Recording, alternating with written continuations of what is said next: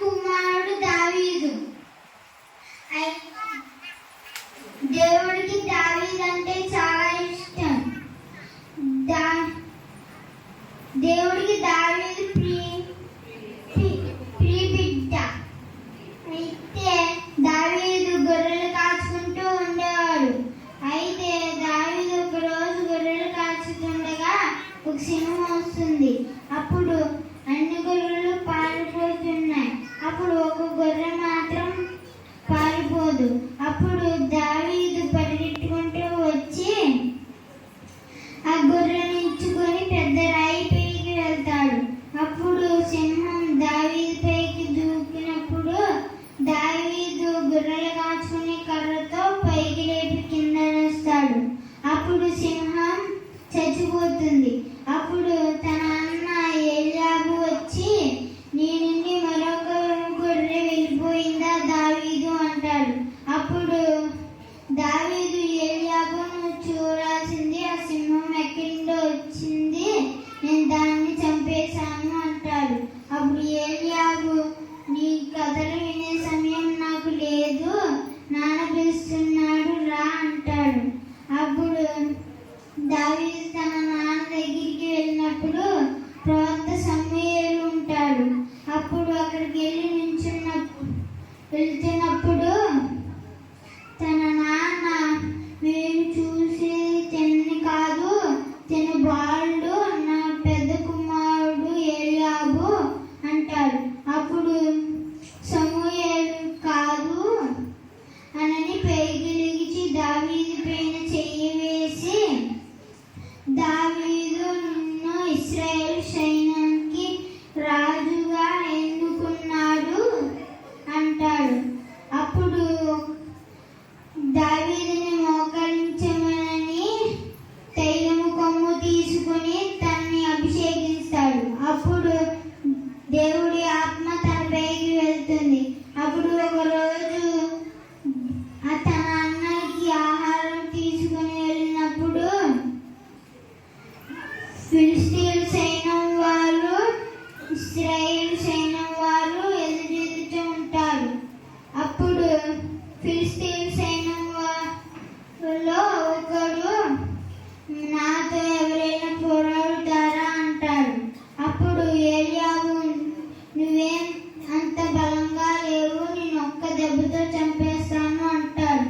అప్పుడు ఫిలిష్తీయుల సైన్యం వాడు, నా ఉద్దేశం నాతో కాదు, గాతు వాడైన గొలియాతుతో అంటాడు. అప్పుడు ఇశ్రాయేలు సైన్యం వారు మొత్తం పారిపోతారు. అప్పుడు దావీదు వచ్చి, ఎందుకు పారిపోతున్నారు అంటాడు. అప్పుడు తన అన్న ఏలీయాబు వచ్చి, నువ్వు ఇక్కడికి ఎందుకు వచ్చావు అంటాడు. అప్పుడు దేవుడు మనకి బలాన్ని ఇచ్చాడు కదా, తనతో ఎందుకు పోరాడలేకపోతున్నారు అంటాడు. అప్పుడు ఏలీయాబు ఏమనకుండా వెళ్ళిపోతాడు. అప్పుడు దావీదు, ఎవరు తనతో పోరాడిపోతే నేను పోరాడుతాను అని నమ్ముకుంటాడు. అప్పుడు రాజు సౌలు మరణ యుద్ధంలో ఫిలిష్తీయుల సైన్యం వారు ఒక వీరుని సిద్ధం చేశారు, ఇశ్రాయేలు సైన్యం వారు ఎవరూ లేరా అంటాడు. అప్పుడు తన